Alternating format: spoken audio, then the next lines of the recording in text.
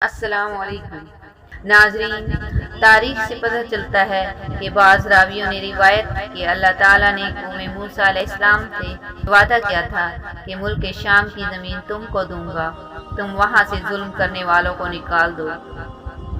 اور حقیقت میں بنی اسرائیل کے اجداد کا مقام کنعان ہی تھا، جو کہ بعد میں مصر ہوا۔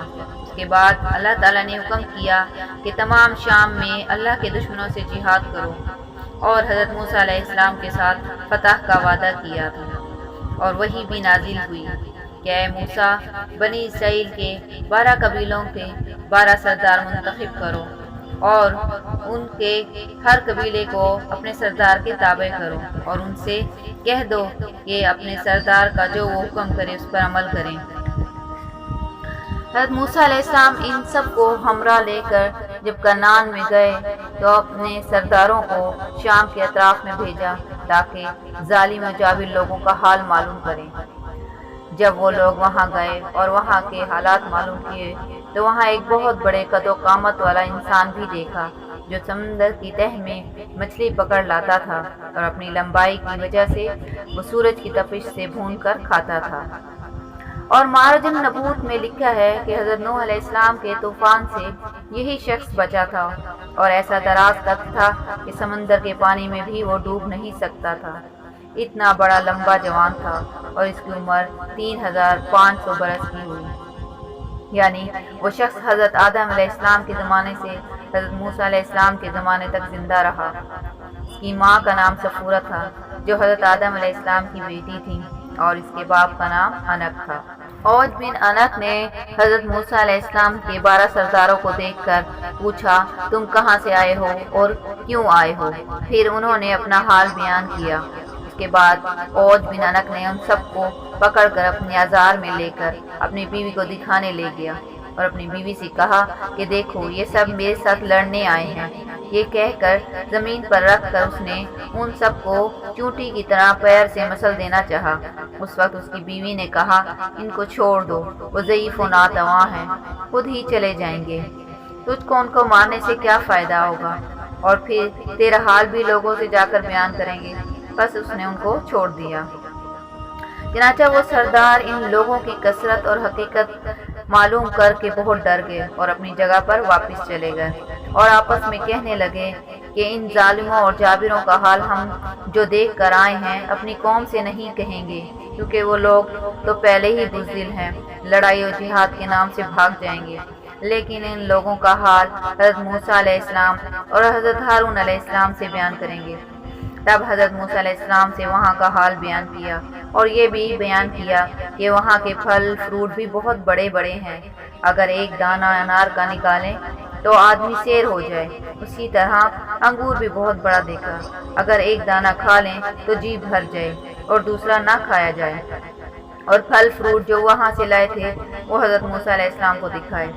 حضرت موسیٰ علیہ السلام ان کو دیکھ کر بہت ہی متعجب ہوئے۔ سرداروں میں سے 10 نے عہد شکنی کی اور اپنی قوم کو وہاں کے احوال بیان کر دیے، اور یہ کہ کیسے وہ اوج بن انک کے ہاتھوں گرفتار ہوئے، لیکن 2 شخص یوشع اور کالود نے عہد شکنی نہ کی۔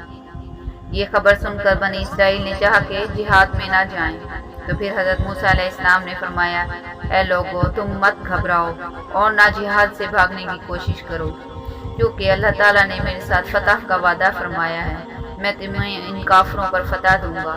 ادھر قوم نے حضرت موسیٰ علیہ السلام سے کہا، اے موسیٰ، وہاں پر ایک شخص ہے بڑی قد و قامت والا، اور وہ بہت ہی زبردست ہے، ہم وہاں ہرگز نہ جائیں گے جب تک وہ وہاں سے نکل نہ جائے۔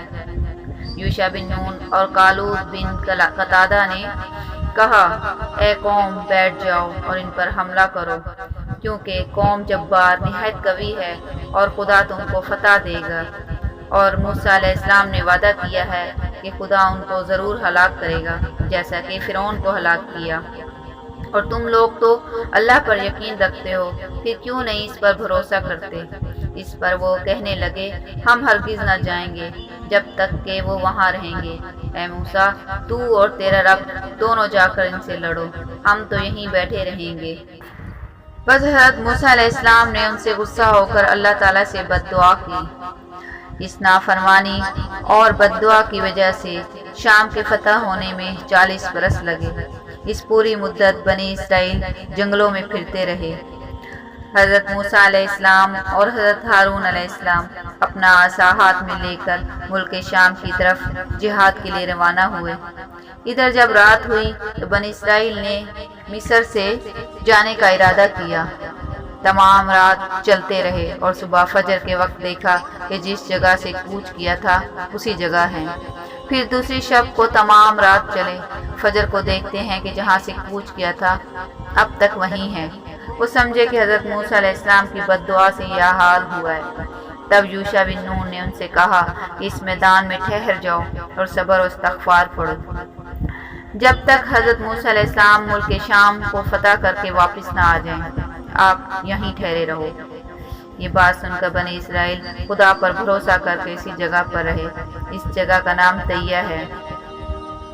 بنی اسرائیل کے 6 لاکھ آدمی حضرت موسیٰ علیہ السلام کی بددعا کی وجہ سے 40 برس وہاں سے نکل نہ سکے۔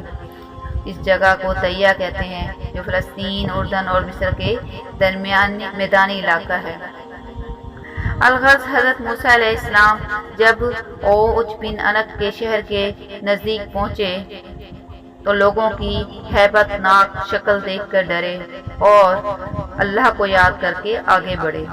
جب اوج بن انک نے ان کو دیکھا تو چاہا کہ پکڑ کر چونٹی کی طرح پاؤں سے مسل دے اور کہا کہ تو قوم بنی اسرائیل کا سردار ہے جس نے قبطیوں کو دریائے نیل میں فرعون کے ساتھ ڈبو مارا تھا۔ یہ کہہ کر اس نے حضرت موسیٰ علیہ السلام پر حملہ کیا۔ حضرت موسیٰ علیہ السلام نے جوابی حملہ کیا۔ چنانچہ حضرت موسیٰ علیہ السلام کا قد بھی تقریباً 10 گز لمبا تھا اور پر اچھل کر اس کے ٹخنوں پر عصا مارا تو وہ مردود وہیں گر کر مر گیا۔ کہتے ہیں کہ اس کی لاش 40 سال تک وہیں زمین پر پڑی رہی۔ اس عرصہ میں اس کی لاش سے گوشت گل سڑ کر صرف ڈھانچہ رہ گیا اور ڈھانچے کو اٹھا کر دریائے نیل پر ڈال کر اس سے پل کا کام لیا جاتا رہا۔